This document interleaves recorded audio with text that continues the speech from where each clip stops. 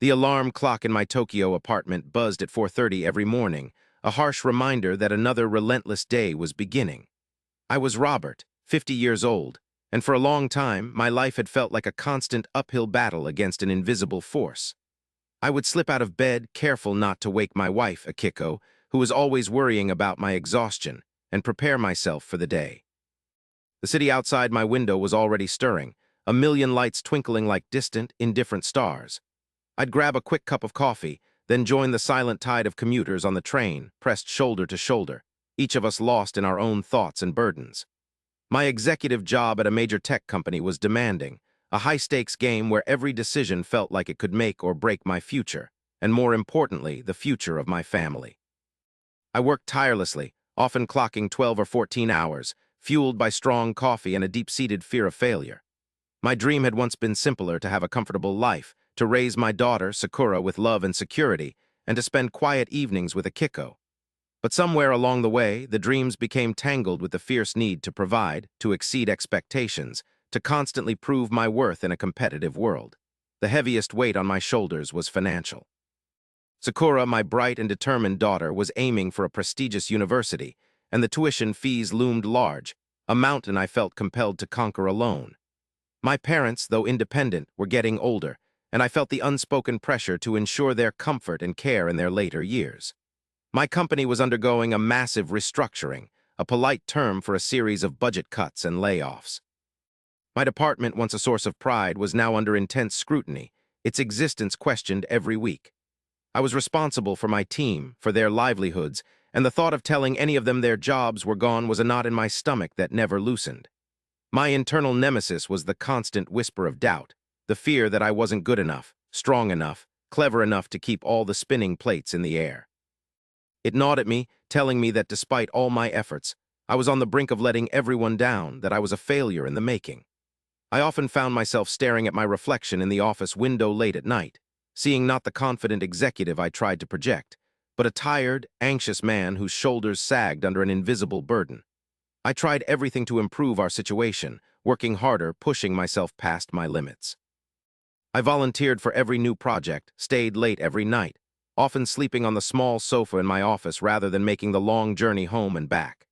I ate instant noodles for dinner, my stomach churning with stress, while I prepared presentations. I spent weekends researching new market strategies, trying to find that one innovative idea that would secure my department's future, and by extension, my family's stability. I barely saw Akiko and Sakura, exchanging tired nods in the mornings and late-night texts. Sakura had her school play, and I promised I would be there, but a crucial client meeting ran late, and I missed it. Her disappointed face when I called, trying to explain, haunted my sleep. Each small setback felt like a crushing blow. A crucial deal I had been working on for months fell through at the last minute because a competitor offered a slightly lower price. A presentation I poured my heart into received lukewarm feedback, the executives seeming bored and distracted. Younger, more aggressive colleagues seemed to effortlessly climb the corporate ladder, their energy boundless, making me feel like an outdated relic. The news about the restructuring worsened, layoffs were announced in other departments, and the deadlines for our final departmental review were suddenly moved up, our targets impossibly high. Then came my lowest point. The company announced the first phase of layoffs.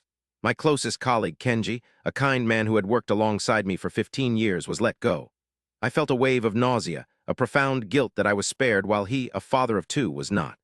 I was given a final, seemingly impossible task: to develop a complete new business model for my department within 48 hours, something so innovative it would justify our continued existence. I pulled an all-nighter, my brain a blur of numbers and projections, fueled by countless cups of strong, bitter coffee. I felt a sliver of hope as I saw a potential breakthrough, a unique angle no one else had considered. I worked furiously, inputting data, refining ideas, the clock ticking relentlessly. Just as dawn was breaking, mere hours before the final deadline, my old laptop, groaning under the strain, suddenly crashed. The screen went black, and then a horrifying message: hard drive failure, all unsaved data lost. Hours, entire nights of work gone in an instant. My mind went blank with shock, then a wave of despair so profound it felt physical washed over me. I tried everything, but it was useless. I just sat there, staring at the dead screen, tears welling up in my eyes for the first time in years. The weight was too much. I was utterly drained, physically and emotionally bankrupt. I felt like giving up entirely, like walking away from it all, from the company, from the city, from the crushing responsibility. I closed my eyes, picturing Sakura's hopeful face, and the burden felt even heavier. I felt I had already failed them, even if I was still technically employed. I thought of a life without this constant pressure, a simpler existence, but the thought of letting my family down was unbearable. I left the office in a daze, stumbled onto a crowded bus, my head throbbing, the city lights outside blurring into streaks of indifferent color. I just wanted to disappear. I sat there, hunched over, elbows on my knees, staring blankly at the floor of the bus, the constant hum of the engine doing little to soothe my frantic thoughts. My suit felt like a cage, my tie a noose. I felt a light tap on my arm. I slowly raised my head, bracing myself for another demand, another problem. Standing next to me was a little girl, perhaps 6 or 7 years old, her dark eyes wide and serious. She was holding a crumpled piece of paper in her small hand. Her mother, standing behind her, offered a small, apologetic smile, a universal gesture of a parent with a curious child. The girl, with a shy but determined expression, held out the paper to me. It was a drawing, crudely colored with crayons, but unmistakable. It was a medal, a lopsided yellow star surrounded by rainbow ribbons, and written in shaky hiragana script at the bottom were the words, "Ganbatte. Do your best, or keep fighting." She didn't say a word, just offered it to me with a silent, pure act of kindness. My breath caught in my throat. I looked at the drawing, then back at her innocent face, then at her mother, who nodded gently. A warmth so unexpected and potent spread through my chest. This child, a complete stranger, had seen my despair, my exhaustion, and had offered me a simple, profound message of hope. It wasn't about the grand victories or the flawless presentations. It was about the courage to keep going, to try, even when everything felt lost. It was a bravery medal for just being there, for enduring. It cut through all the corporate jargon, all the fear, all the self-doubt, like a shaft of pure sunlight. I realized my definition of success had been completely twisted. Success wasn't just about saving the department or earning more money. It was about showing up, fighting the good fight, and never losing your humanity. I mumbled a heartfelt arigato, a choked thank you, and the little girl gave a small, proud smile before returning to her mother's side. The bus continued its journey, but my world had irrevocably shifted. I didn't know what would happen to my job, but I knew I wouldn't give up. I still had my family, and I still had myself. The first thing I did when I got home was not to frantically try to reconstruct my lost work, but to hug Akiko and Sakura tighter than I had in months, truly connecting with them, telling them I loved them, that we would face whatever came next together. The next morning, I walked into the office with a newfound calm, the little crayon medal tucked into my breast pocket. I explained the laptop crash to my superiors, not with excuses, but with a quiet dignity, and then I delivered my presentation, speaking not from the data I had lost, but from my heart. I spoke about the value of my team, the human potential, the future I still believed in. It wasn't perfect, it wasn't polished, but it was honest.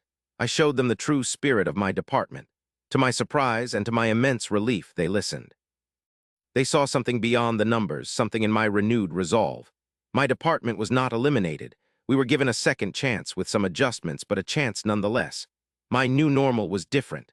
I made a conscious effort to prioritize my life outside of work. I still worked hard, but I learned to set boundaries, to say no to unnecessary overtime. I ensured my team also had a better work-life balance, implementing flexible hours and encouraging them to take their full holidays. I became a different kind of leader, one who understood that true strength came from within and from the support of others, not just from endless productivity. I kept that little bravery medal pinned above my desk at work, a constant, vivid reminder. I made sure to be present for Sakura, for Akiko, for the quiet moments that truly mattered.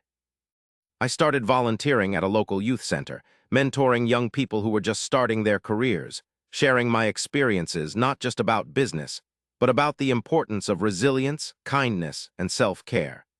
I began to look for opportunities to pay forward the unexpected kindness I had received. I would offer a helping hand to a stranger struggling with their groceries, give a genuine compliment to someone looking down, or simply offer a kind word to a stressed-looking commuter on the train. Years passed. Sakura blossomed, went to her chosen university, and was thriving. Akiko and I rediscovered the joy of quiet evenings, of shared laughter. I found myself on that familiar bus route again one evening, heading home after a fulfilling day. I felt a sense of peace I hadn't known was possible in my earlier life. As the bus rattled along, I noticed a young woman, perhaps in her early 20s, sitting across from me. Her head was bowed, her brow furrowed in concentration as she clutched a heavy university textbook. She looked utterly exhausted, her shoulders slumped, her eyes mirroring the same deep stress I once knew all too well. I felt a pang of recognition, a desire to reach out to offer some small comfort. As she shifted slightly, the light caught on something around her neck. It was a delicate silver chain, and hanging from it was a small, worn charm. It was a tiny, perfectly crafted silver bravery medal, a lopsided star with miniature ribbons, looking exactly like the one a child had drawn for me all those years ago. My heart skipped a beat. It was too much of a coincidence. Could it be? Was this the grown-up version of that kind little girl, now facing her own battles, carrying her own unique bravery? I didn't say anything, didn't want to intrude on her quiet struggle. But as our eyes met for a fleeting moment, I offered her a soft, knowing smile, a quiet understanding passing between us. She smiled faintly back, a spark of something hopeful in her tired eyes. I understood then more deeply than ever before that the ripple effect of kindness truly works, that sometimes the light you receive you pass on, and sometimes in the most beautiful of twists of fate, it circles back to remind you that even the smallest act of genuine care can change a life forever. That little crayon medal had truly saved me, allowing me to be present for my own daughter, who was now thriving, and for my wife, with whom I had reconnected deeply. I understood that true success was not in the accolades, but in the connections we make and the light we choose to carry and share with the world.